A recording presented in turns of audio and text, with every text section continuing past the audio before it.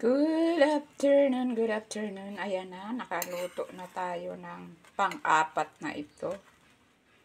Ayan. Pumangit yung kawali, pinirituan kasi ng tuyo.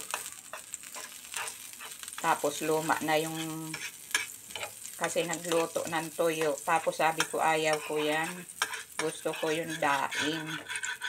May lutuan uli yan ng daing. Kaya pumangit. Oh. Dapat yan isang lutuan lang eh. Dapat sa kawali talagang original yan lulutuin, mga matagal lutuin. Ayan. Ang isang box nito, free lang.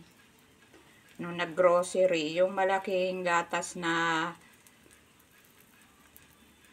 jersey, may libreng isang box na pang hotcake.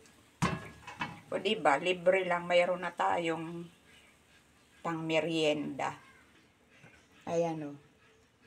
Free. Free siya, free. O tama, 4 naman talaga ang nayari. 4.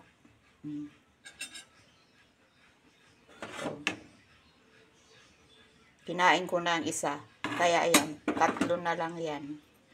O, nabawasan pa nga ng 1/4 ng isa eh. Mahigit isa ang nakain ko. Masarap siya. Inaluan ko siya ng 2 gatas. Ay, 2 itlog. Hindi ko na nilagyan asukal kasi matamis na siya.